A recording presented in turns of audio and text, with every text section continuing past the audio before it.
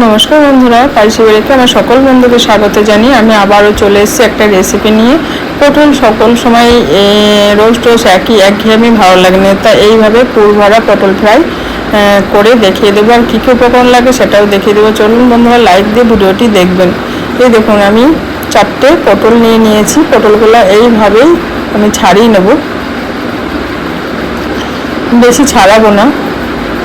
চলুন আমি পটলগুলো এইভাবে ছাড়িয়ে নিই।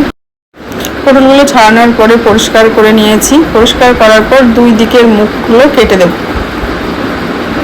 এইভাবে দুই দিকের মুখগুলো কেটে দেব। কেটে নেওয়ার পরে দুটো ফালি করে নেব মাছ দিয়ে। আর মোটা মোটা বীজওয়ালা পটলের থেকে এই ছোট ছোট বীজওয়ালা পটলগুলোই নেবেন, কারণ এই ছোটো বীজের পুর ভরা প্রায় ভালো লাগে খেতে। তা আর যদি বা মোটা বীজ থাকে ফেলে দেবেন, না হলে মুখে লাগবে। আর যদি আপনাদের ভালো লাগে বীজ খেতে পারেন, অসুবিধা নেই, কিন্তু মোটা মোটা দানা থাকলে ফেলে দিলেই ভালো। তা আমি বীজগুলো সব বার করে নিচ্ছি। দুফালি করে কেটে নিয়েছি সবগুলো। এবার বীজগুলো আমি বার করে একটা পাত্রের মধ্যে রেখে দিচ্ছি। এই দেখুন, এইভাবে বীজগুলো আলতোভাবে একটা চামচ দিয়ে বার করে নিচ্ছি। বীজগুলো বার করে নিয়ে পটলগুলো আলাদা করে নিয়েছি। এই দেখুন, সব পটলগুলো সুন্দর করে আলাদা করে নিয়েছি। এইবার আমি যে বীজগুলো আমি বার করে নিয়েছি, এই বীজগুলো এবার ভেঙে ভেঙে নেব। এবং ভেঙে ভেঙে নিয়েছি একটু। এইবার আমি ফুডটা তৈরি করব। ওর জন্য দিলাম একটা বড় সাইজের পেঁয়াজ কুচো, কাঁচা পাকা লঙ্কা কুচো, আর দেব হচ্ছে 4 ভাগের 1 ভাগ একটা আলু সিদ্ধ গ্রেট করে রেখেছিলাম, সেটা দিয়ে দিলাম, সিদ্ধ আলু। আর দেব কর্নফ্লাওয়ার 2 চামচ, একটু 2 চামচই দিলাম। কর্নফ্লাওয়ার দিয়েছি, কর্নফ্লাওয়ার বদলে আপনারা ময়দাও দিতে পারেন, অল্প, একদম অল্প। তার পরিমাণ মতো দিলাম হচ্ছে লবণ। এইবার দেব হচ্ছে হলুদ, কালারটা সুন্দর লাগবে দেখতে। সমস্ত কিছু দিয়ে ভালো করে মাখিয়ে নিচ্ছি আমি।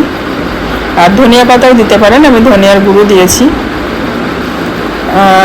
একটা ডিম ফাটিয়ে নিয়েছিলাম। ডিমটা পুরো দেবো না, অল্প অল্প করে দেবো আর মাখবো। একবারে পুরো ঢেলে দেবেন না, কারণ পুরটা হালকা হয়ে যেতে পারে, ওর জন্য অল্প অল্প করে দিয়েছি। তা আমার পুরোটাই লেগেছে, কিন্তু দেওয়ার সময় অল্প অল্প করেই দেবেন। এবার পুরগুলো পটলের মধ্যে আমি ভরে নেব।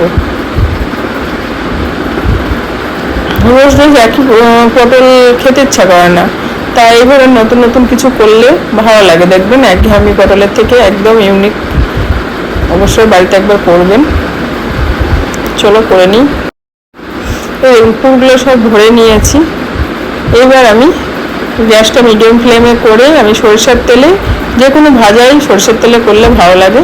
তার পটলটা আমি সরষের তেলেই ভাজবো। অল্প একটু তেল দিয়েছি, তেলটা ভালোভাবে গরম হয়েছে। এবার গ্যাসটা লোতে করে পটলগুলো আমি দিয়ে দেবো।